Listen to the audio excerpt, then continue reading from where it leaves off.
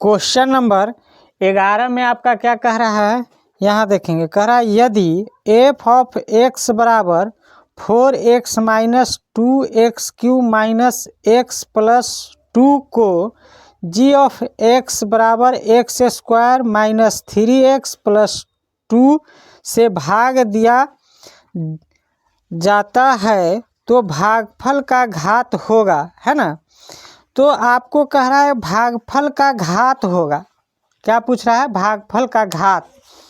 तो कोई भी संख्या का भागफल का घात, कोई भी बहुपद का भागफल का घात क्या कहलाता है? जो उस बहुपद का सबसे बड़ी घात होता है वह उस बहुपद का क्या कहलाता है? घात कहलाता है ना। तो देखिए यहाँ पे एफ ऑफ एक्स बराबर आपका कितना दिया हुआ है।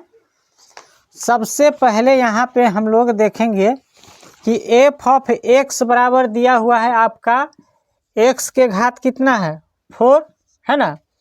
और दिया हुआ है -2x³ माइनस x प्लस 2, ठीक है। और जी ऑफ एक्स बराबर आपका दिया हुआ है x³ माइनस 3। यहाँ पे देखेंगे जी ऑफ एक्स बराबर क्या दिया हुआ है, एक्स स्क्वायर माइनस 3x और प्लस का क्या दिया हुआ है 2। तो जी ऑफ एक्स से आपको एफ ऑफ एक्स में भाग देना है और इस बहुपद का घात प्राप्त करना है। तो देखिए भागफल होगा, उसी में से ना आप कहिए कि क्या घात हुआ। तो सबसे अधिकतम घात कट करके जो बचेगा सो होगा। तो बहुपद को जब हम मानक रूप में लिखते हैं तो सबसे पहले क्या करते हैं, सबसे पहले बड़ी घात को लिखते हैं, फिर उससे छोटी घात वाले पद को लिखते हैं, फिर उससे छोटी पद। या तो छोटा से बड़ा की तरफ जाते हैं या बड़ा से छोटा की तरफ जाते हैं। तो जब हम जी ऑफ एक्स से हम एफ ऑफ एक्स में भाग देते हैं तो क्या करते हैं, इसके पहले पद से, है ना, इसके पहले पद में पहले भाग दे देते हैं। तो जितना आता है उससे क्या करते हैं, इसके पूरे पद में गुना करते हैं। ऐसा ही ना करते हैं। तो हम क्या करते हैं कि एफ ऑफ एक्स के मतलब भाज्य के पहले पद, भाज्य के पहले पद में भाज्यक के पहले पद से क्या करते हैं, भाग देते हैं। तो सबसे बड़ा घात इसमें क्या है 4 और इसका सबसे बड़ा घात क्या है 2। तो यहाँ देखिए जब बेस समान है और घात ऊपर जाएगा तो क्या हो जाएगा माइनस। तो x का घात कितना हो जाएगा, x का घात कितना हो जाएगा 2। अब आपसे घात ही तो केवल पूछ रहा है, नहीं तो केवल जब घात पूछ रहा है तो इससे बड़ा घात तो बहुपद का होगा नहीं। क्यों?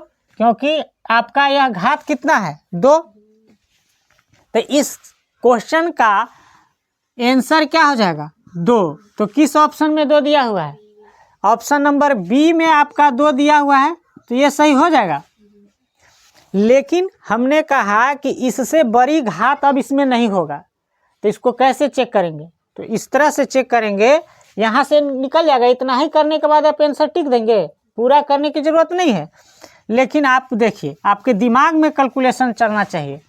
जब हम इससे लगा देंगे तो जो भी अब आएगा तो हम क्या करेंगे, यहाँ पे एक्स स्क्वायर से किस में गुना करेंगे, इसके पूरे बहुपद में। कहने का मतलब है जैसे x square minus 3x plus 2, है ना, और इसमें भाग देना है तो x के घात 4 minus 2x³ minus x plus का 2। तो जब हम भाग देते हैं तो अब इससे हमको इसके पूरे पद में गुना करना पड़ता है। तो जब गुना कीजिएगा एक्स स्क्वायर से एक्स स्क्वायर में तो क्या हो जाएगा x4। अब गुना कीजिएगा 3x में एक्स स्क्वायर से तो क्या हो जाएगा माइनस का x 3x³ हो जाएगा 3x³ और फिर प्लस का यहाँ पे 2x² अब इसको आप माइनस करेंगे तो माइनस करेंगे तो चिन्ह सबका बदल जाएगा, है ना। प्लस का क्या हो जाएगा, माइनस, और माइनस का प्लस। तो देखिए 4x से 4x खत्म हो गया, और 2x क्यू है और माइनस में, और 3x क्यू है प्लस में, तो घटेगा तो केवल क्या बचेगा, x क्यू बच जाएगा कि नहीं। आगे देखिए यहाँ भी माइनस है तो चिन्ह तो माइनस का ही रहेगा, है ना। लेकिन यहाँ पे एक्स स्क्वायर है और यहाँ पे क्या है, x है, तो आएगा नहीं, इसमें से तो नहीं होगा ना, एक्स स्क्वायर वाला तो पद है नहीं, तो इसमें तो से नहीं घटेगा, तो क्या हो जाएगा 2x स्क्वायर लिख देंगे, और फिर इसको क्या लिखेंगे, माइनस का x, यही ना लिखेंगे। अब यहाँ पे देखिए यह जो लास्ट वाला जो यह, इसमें अब हमको इसके पहले पद से भाग देना है, तो x का घात कितना है, 3, है ना। तो जब आप 3 दीजिएगा, यहाँ x का घात 3 है, तो आप फिर पहला काम ये किए, फिर दूसरा काम आप क्या करेंगे, आप x क्यू में भाग देंगे किससे, x स्क्वायर से। तो यह माइनस ऊपर होकर के इसका घात माइनस होगा, तो क्या हो जाएगा, केवल x का घात कितना बचेगा, 1। तो यहाँ पे जो आप लिखिएगा, यहाँ पे फर्स्ट बार में कितना से भाग लगा था, x स्क्वायर से, इसके बाद भाग किससे लगेगा, x से, है ना, प्लस का x से। तो यहाँ पे 2 घात है, तो यहाँ पे घात कितना है, तो इस बहुपद का घात कितना हो जाएगा, 2 ही ना होगा। इसके बाद तो सब घात नीचे ही आएगा ना, ये समझ में आ गया। इसको पूरे भाग दे करके नहीं चेक करना है, हमें केवल चेक करना है कि एफ ऑफ एक्स के पहले पद में जी ऑफ एक्स के पहले पद से भाग दे देंगे और देखेंगे कि घात कितना आ रहा है उसका। तो यहाँ पे देखे हैं घात कितना आ रहा है, 2। तो ऑप्शन नंबर बी में आपका जो है, बी में कितना दिया हुआ है, 2, बी में दिया हुआ है ना 2, तो आपका बी नंबर ऑप्शन क्या हो जाएगा, सही, 2 जो दिया हुआ है।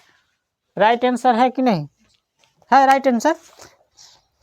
देखिए क्वेश्चन नंबर 12 आपका क्या कह रहा है, कह रहा है यदि p ऑफ x बराबर x के घात 4 दिया हुआ है, फिर -5x + 6 एवं कह रहा है q ऑफ x बराबर आपका दिया हुआ है 2 - x स्क्वायर हो, तो p ऑफ x बटे q ऑफ x का घात होगा। तो जो हम काम अभी 11 में किए हैं, ये क्वेश्चन में खुद दे दिया है कि नहीं, यह बट्टा में पहले ही कर दिया है। देखिए 12 में आपका कह रहा है ना p ऑफ x अब बट्टे q ऑफ x क्या होगा, तो भाग ही देने की तो बात कर रहा है ना, उसका घात क्या होगा। तो डायरेक्ट कुछ नहीं करना है, यहाँ पे p ऑफ x का पहला पद ले लीजिए और q ऑफ x का पहला पद ले लीजिए, सबसे अधिकतम घात वाला, है ना, घात वाला लेना है। देखिए थोड़ा सा इसमें अलग कर दिया है, जैसे p ऑफ x आपका कितना दिया हुआ है, थोड़ा सा यहाँ समझा दे रहे हैं। जैसे दिया हुआ है x के घात कितना 4, फिर क्या दिया हुआ है -5x, इसके बाद दिया हुआ है प्लस का 6, और q ऑफ x बराबर कितना दिया हुआ है 2, और माइनस का x का घात कितना दिया हुआ है 2। तो थोड़ा सा आपको कन्फ्यूजन होगा, क्योंकि आपको बोले हैं कि इसे पहले पद से भाग देना है, तो पहला पद इसमें क्या है, q ऑफ x में क्या है 2 है, तो 2 से नहीं भाग देना है, मतलब इसके सबसे अधिकतम घात इस पूरे बहुपद में ये है, और इस पूरे बहुपद में अधिकतम घात किसका है, एक्स स्क्वायर का। तो इसका सबसे अधिकतम घात वाले पद में इसके सबसे अधिकतम घात वाले पद से भाग देंगे। ऐसे भी आप देखिएगा नीचे वाला बहुपद q ऑफ x जो है, यह जो है मानक रूप में नहीं है, मानक रूप में है नहीं, यह x का मतलब चर संख्या इधर दिया हुआ है, तो दोनों सेम है, लेकिन हम इसको अगर घात के आधार पर देखें तो x स्क्वायर यहाँ लिखते तो ज़्यादा अच्छा रहता है ना, माइनस का x स्क्वायर और यहाँ पे प्लस का 2, तो थोड़ा सा यह भी अच्छा नहीं लग रहा है क्योंकि माइनस पहले दिया हुआ है। तो इसका नियम हम यह समझेंगे कि भाजक के सबसे अधिकतम घात वाले पद से, है ना, भाज्य के सबसे अधिकतम पद घात वाले पद में क्या करते हैं, भाग देते हैं। तो यहाँ पे जो हमें करना है, क्या करना है, x के घात 4 में हमें भाग किससे देना है, x स्क्वायर से। तो जब आधार समान है ना, बेस जब समान है तो घात क्या हो जाता है, माइनस। तो यहाँ पे 2 माइनस होगा तो x का घात कितना हो जाएगा, 2। तो आप बताइए कि किस ऑप्शन में x का घात 2 दिया हुआ है। यहाँ ए में आपका क्या दिया हुआ है, 2। तो ये ऑप्शन आपका सही हो जाएगा क्या। तो यहाँ पे जो 2 है तो यह पूरे भाग दे करके आप देखेंगे तो उतना टाइम किसके पास है, किसी के पास नहीं है। तो ऑब्जेक्टिव क्वेश्चन में कॉन्सेप्ट यहाँ पे इस तरह का क्वेश्चन एक पूछेगा ही पूछेगा आप लोगों को। तो क्या करना है, जिस मतलब भाज्य में जिसमें भाग देना है उसके सबसे बड़े घात वाला पद। तो देखिए यहाँ पे घात 4 है, यहाँ पे घात कितना है, 1। तो सबसे बड़ा घात वाला तो यही है। तो इसके पद में फिर नीचे के भाजक के सबसे बड़े घात वाले पद से भाग दे करके देख लेंगे, और जो आएगा वही उसका घात होगा। तो x का घात कितना आया है, 2।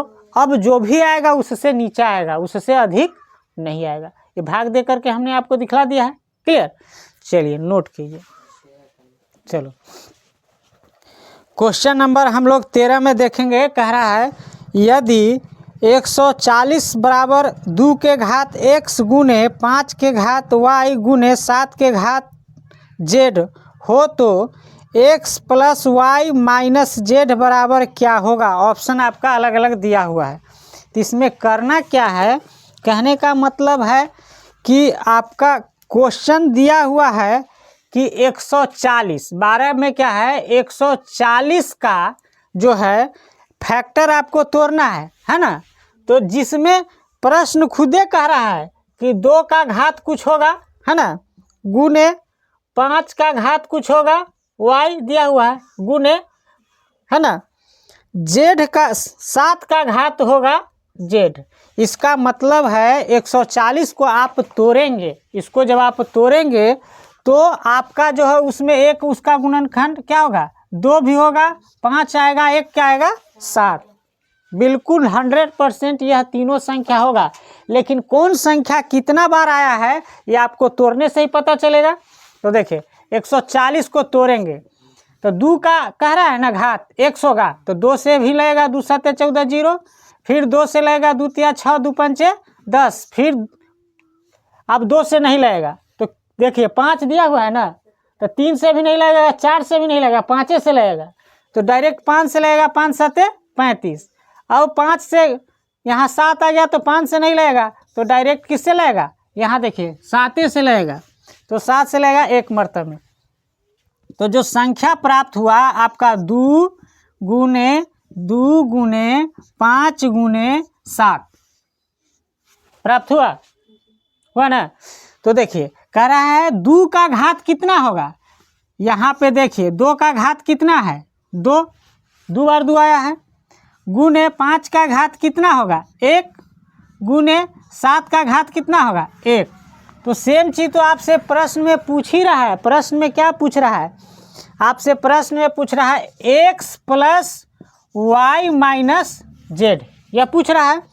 तो x का घात कितना है, x के स्थान पे मान कितना है, 2 प्लस 1 माइनस 1। तो आपका कितना आया, 2 1 3 में से 1 जाएगा तो कितना हो जाएगा, फिर क्या हो जाएगा, ये 2 और 1 कितना हुआ, 3 और माइनस 1 तो कितना हो जाएगा, 2। तो आंसर आपका कितना हो जाएगा, 2। तो ऑप्शन नंबर किस में दिया हुआ है, 2 है ए में। तो ए जो है आपका आंसर हो जाएगा, ठीक है, इस तरह से बन जाएगा। इस तरह का भी सवाल एक क्वेश्चन पूछता है ना, कि आपको दिया रहेगा तो आप समझ जाइएगा कि यहाँ पे जो जो संख्या दिया हुआ है वही संख्या से ही टूटेगा, ठीक है ना। तो कितना बार टूटेगा तो तोड़ करके एक बार देखना जरूरी है। चलिए देखिए क्वेश्चन नंबर 14 में कह रहा है 0.57 के ऊपर क्या दिया हुआ है, बार दिया हुआ है ना, का सरलतम रूप है। तो सरलतम रूप ये बहुत आसान क्वेश्चन है, इसका एक ट्रिक है, केवल आपको जानने की ज़रूरत है। और इस तरह का क्वेश्चन बार बार एग्जाम में पूछ रहा है। तो देखिए आपका प्रश्न जो है 14 में कह रहा है 0.57 के ऊपर क्या दिया हुआ है, बार दिया हुआ है ना। तो जब 5-7 के ऊपर बार दिया हुआ है तो आप जानते हैं कि जब बार को हटाते हैं तो उसके नीचे में जितना संख्या पे बार दिया रहता है उतना क्या होता है, 9 आता है ना। तो कितना संख्या पे है, यहाँ पे देखिए 2 संख्या पे जो है आपका बार दिया हुआ है तो नीचे में क्या आ जाएगा, 2 9 आ जाएगा। कटने वाला है तो काट के देखिए, कट जाता है कि नहीं, नहीं कटता है, कटेगा नहीं, कटेगा कैसे, 3 से क्या कटेगा, 3 इकाई 3 और 3 नमा 3 से अगर लगाएंगे 57 में तो 3 कटेगा कि नहीं, 3 इकाई 3 नमा 19 तिया 57 होता है, 3 तिहाई 9 और 3 तिहाई 9, तो क्या हो जाएगा 19 बट्टा क्या हो जाएगा 33। यह किस ऑप्शन में आपका दिया हुआ है, ए, तो ए नंबर ऑप्शन आपका क्या हो जाएगा, सही हो जाएगा 19/33। समझ रहे बात को कि नहीं, कैसे हुआ सो। क्वेश्चन नंबर 15 में क्या कह रहा है कि 2 संख्याओं का मस 15 है तथा लसा 105 है, यदि उनमें एक संख्या 5 है तो दूसरी संख्या क्या है। तो इस तरह का सवाल क्वेश्चन पूछता है। हम आपको बताए हैं कि लसा पूछेगा तो कभी मसा नहीं, या मसा पूछेगा तो लसा नहीं, या लसा मसा नहीं पूछेगा तो गुणनफल पूछेगा। तो देखिए क्वेश्चन नंबर 15 में एक जो है ट्रिक याद रखिएगा। क्या ट्रिक याद रखिएगा, 2 संख्याओं का गुणनफल, 2 संख्याओं का गुणनफल बराबर क्या होता है, एलसीएम गुने HCF, मतलब लस गुने मस। समझ आया। तो देखिए आपका कह रहा है, प्रश्न क्या कह रहा है, प्रश्न कह रहा है 2 संख्याओं का मसा कितना दिया हुआ है, 15। तो मसा आपका कितना दिया हुआ है, 15, और लसा कितना दिया हुआ है, 105, और कह रहा है कि एक संख्या कितना दिया हुआ है, 5, है ना। तो दूसरी संख्या पूछा है, तो 2 संख्याओं का गुणनफल, मान लिया जाए कोई संख्या ए होगा, कोई संख्या, उसका गुणनफल लसा गुने मसा होता है। तो एक संख्या को आप मान लीजिए कि वह जो संख्या है क्या है, x है। यह 2 संख्याओं का गुणनफल कोई होगा जो क्या होता है, एलसीएम इंटू HCF, ऐसा होता है। तो एक संख्या कह रहा है आपका 5 है और एलसीएम आपका कह रहा है 105 है और HCF कह रहा है आपका 15 है। तो इस ट्रिक को समझिएगा, ये याद रहना चाहिए।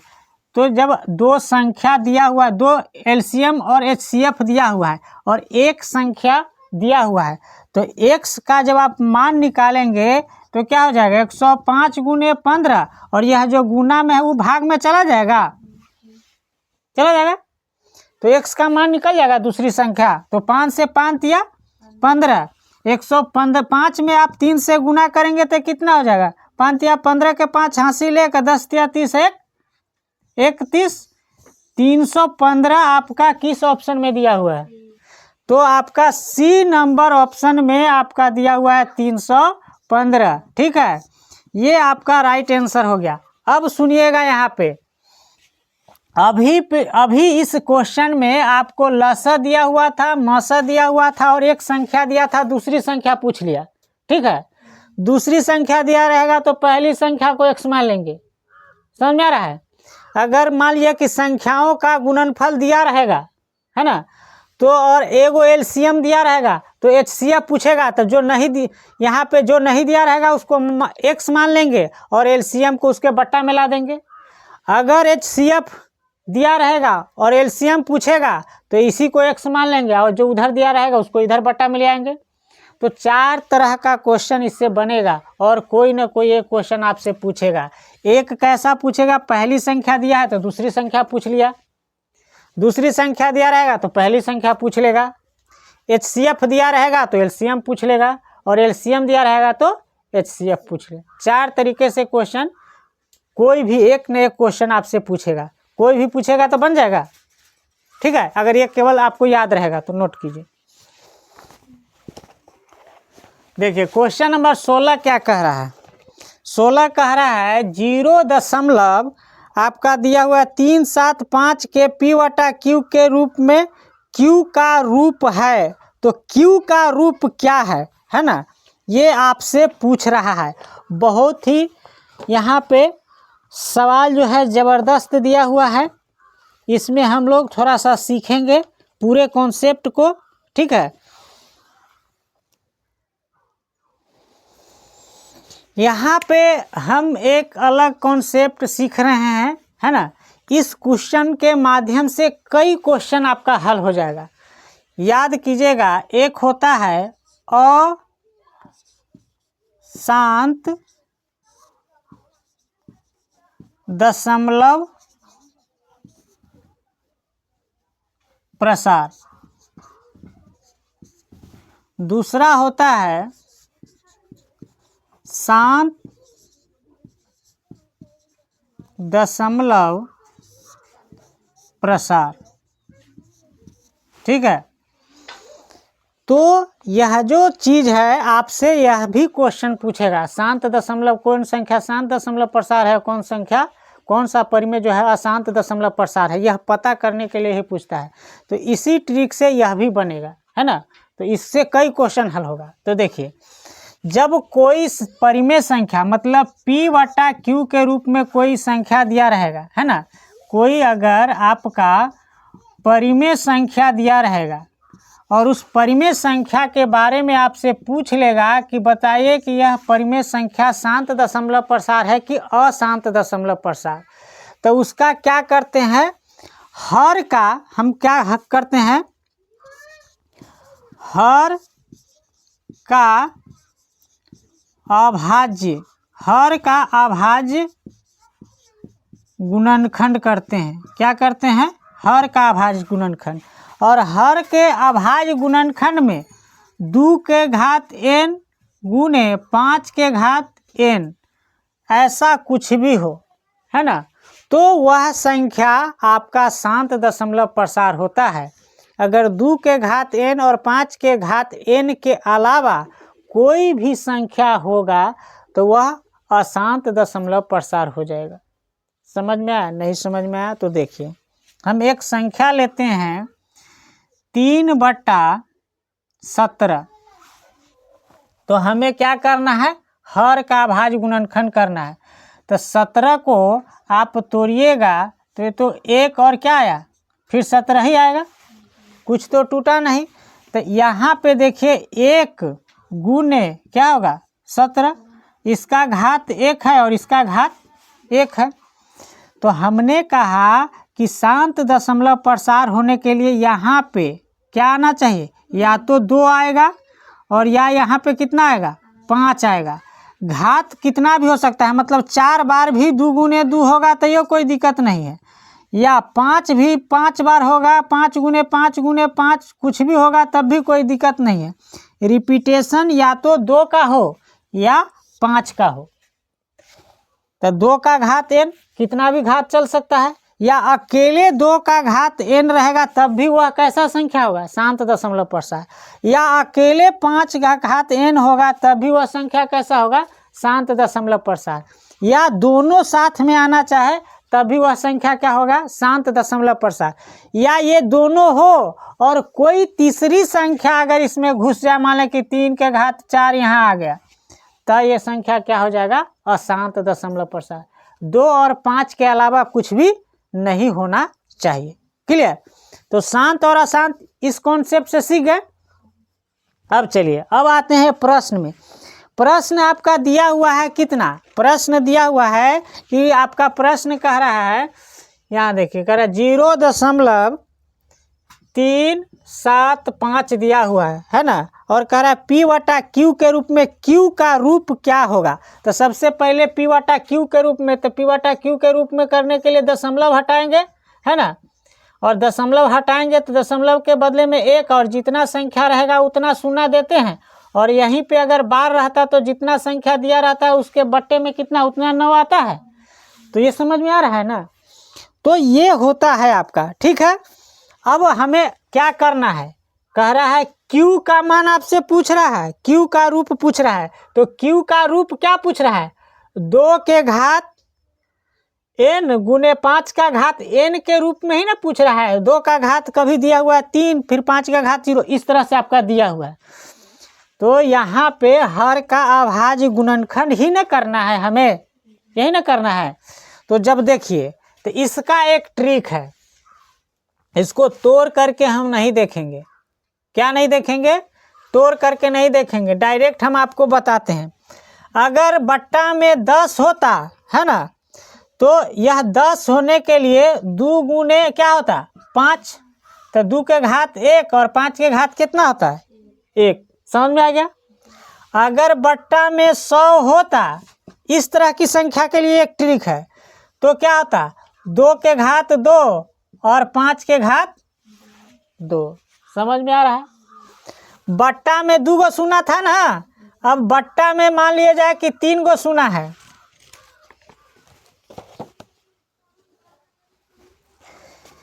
यहाँ देखिए, जब बट्टा में 3 गो शून्य हो जाए तो 2 का घात कितना कर देंगे 3 गुने 5 का घात कितना कर देंगे 3। तो ये संख्या आपको प्राप्त हो जाएगा। बट्टा में 4 गो शून्य रहे तो 2 का घात कितना 4 और 5 का घात 4, तो वो संख्या अपने आप आपको प्राप्त हो जाएगा। कोई दिक्कत, तो ट्रिक से तो बना ही लेंगे। तो हमें यहाँ पे बट्टा में कितना शून्य है 3 शून्य है, तो कितना हो जाएगा 2 का घात 3 गुने 5 का घात 3। यह किस ऑप्शन में है, ऑप्शन नंबर क्या है सी। तो ऑप्शन नंबर सी जो है आपका राइट आंसर हो जाएगा। हो जाएगा। ये कॉन्सेप्ट समझ में आया कि नहीं, चलिए नोट कीजिए। देखिए 17 नंबर में कह रहा है एक परिमेय संख्या एवं एक अपरिमेय संख्या का गुणनफल कैसी संख्या होगी। तो इसमें कोई दिमाग लगाने की जरूरत नहीं है। देख लीजिए, यह आपका प्रश्न कह रहा है कोई भी अपरिमेय संख्या में, अपरिमेय संख्या में, है ना, अपरिमेय संख्या के साथ आप परिमेय संख्या को जोड़िए, चाहे परिमेय संख्या को घटाइए, चाहे परिमेय संख्या से गुना कीजिए, चाहे परिमेय संख्या से भाग कीजिए, वह जो संख्या प्राप्त होगा कैसा संख्या प्राप्त होगा, अपरिमेय संख्या प्राप्त होगा। तो ये कुछ नहीं करना है। अपरिमेय संख्या किस ऑप्शन में दिया हुआ है, तो बी नंबर ऑप्शन में दिया हुआ है, ये आपका राइट आंसर हो जाएगा। ठीक है। अपरिमेय संख्या के साथ कुछ भी किया जाए, जोड़ा जाए, घटाया जाए, गुना किया जाए या भाग किया जाए, वह जो संख्या प्राप्त होगा अपरिमेय संख्या ही प्राप्त होगा। समझा बात को, कोई दिक्कत। चलिए देखिए क्वेश्चन नंबर 18 में जो दिया हुआ है 6 तो दिया हुआ है, ये तो आएगा ही आएगा। रूट अंडर के में 125 दिया हुआ है, तो इसको तोड़ेंगे तो 5 गुने 5 गुने 5 करेंगे तो 2 गो 5 निकल जाएगा बाहर, और एक जो 5 जो है आपका रूट के अंदर में रह जाएगा। तो यहाँ पे आ जाएगा आपका 6 प्लस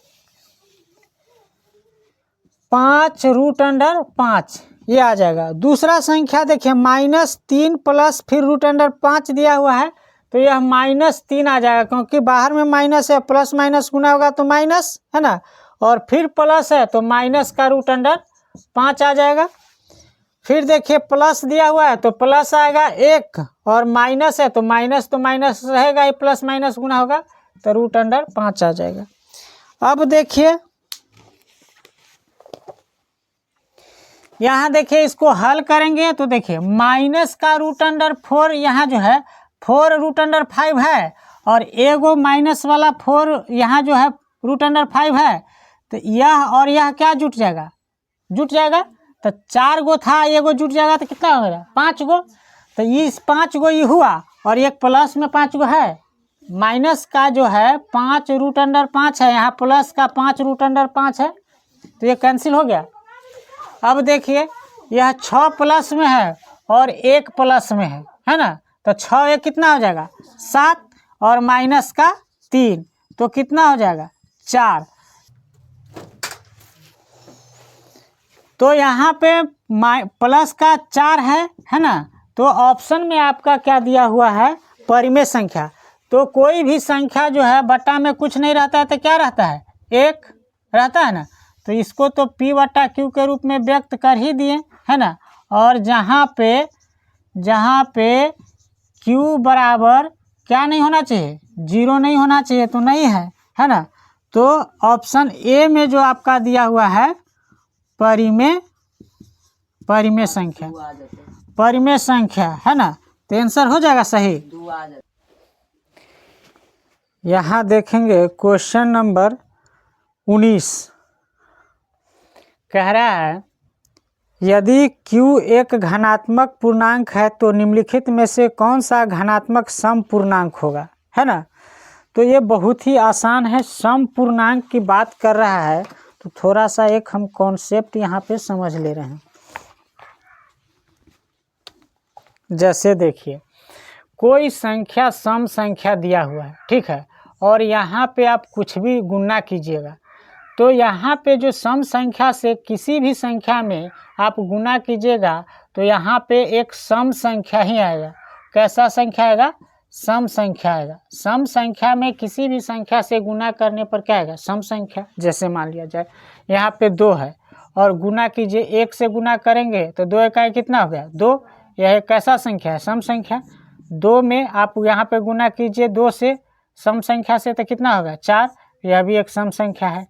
2 में गुणा कीजिए कैसे 3 से, तो 3 दूना 6, कैसा संख्या है, सम संख्या है। 2 में गुणा कीजिए 5 से, कैसा संख्या 5 दूना 10, यह भी सम संख्या।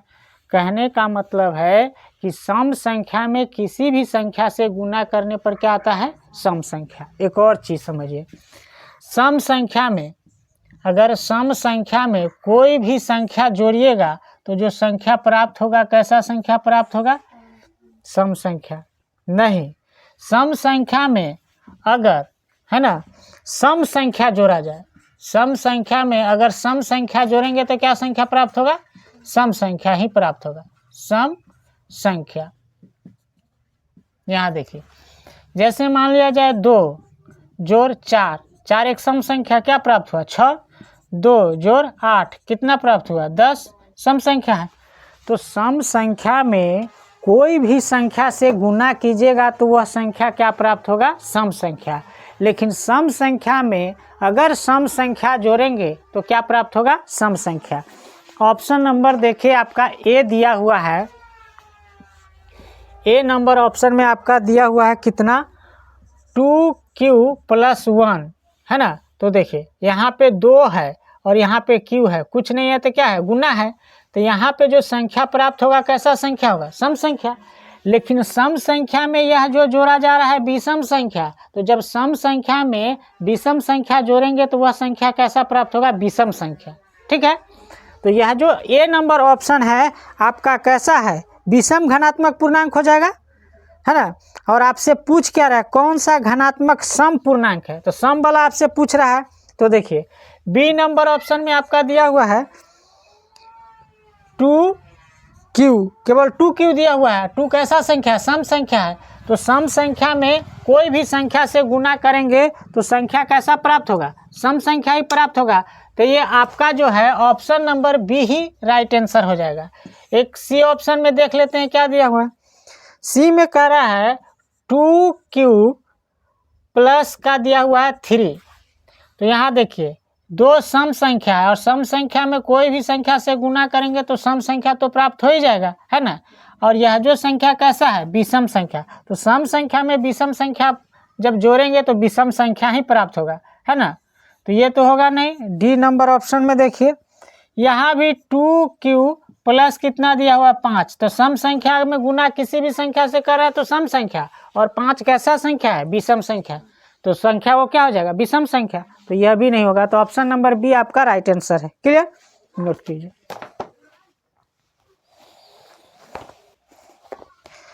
क्वेश्चन नंबर आपका 20 में जो कह रहा है यदि भाग एल्गोरिथम a बराबर बी क्यू प्लस आर में b बराबर 43, q बराबर 31 और r बराबर 32 हो तो a का मान ज्ञात कीजिए। तो इस क्वेश्चन, यह जो क्वेश्चन है बहुत ही आसान है। आप एक पिछले वाला क्वेश्चन आप देखे थे कि भाज्य बराबर भाजक गुने भागफल जोड़ शेष, ठीक है। इसी को इसने क्या किया है, a बराबर बी क्यू प्लस क्या कर दिया है r। a जहाँ पे क्या है भाज्य है, b क्या है भाजक, और q क्या है भागफल, और r जो है शेष है। और सबका मान दिया हुआ है तो a का मान तो अपने आप निकल जाएगा। b बराबर कितना दिया हुआ है, देखिए तो b बराबर जो आपका दिया हुआ है 43 गुने, और q बराबर दिया हुआ है 31, और प्लस r बराबर कितना दिया हुआ है, r बराबर दिया हुआ है 32। इसको हल कर दीजिए, आंसर मिल जाएगा। तो 43 में 31 से गुना करेंगे, 43 गुने 31 गुना करेंगे तो 1 से 3 4, 3 तिया ही 9, 4 तिया 12, 3 यहाँ पे 13 के 3 हासिल 1, 2 1 3 और 1। अब यहाँ पे 32 को जोड़ दीजिए, 32 जोड़ेंगे तो 3 2 क्या हो जाएगा 5, और 3 3 6, 3 इकाई 3 और 1। तो आपका यहाँ पे आंसर आ गया 1365। 1365 किस ऑप्शन में दिया हुआ है, तो आपका आंसर क्या हो जाएगा, a बराबर जो है a बराबर क्या हो जाएगा 1365, और ये नंबर ऑप्शन में आपका है तो यही आपका राइट आंसर हो जाएगा, है ना। तो समझ में आ गया, चलिए नोट कीजिए।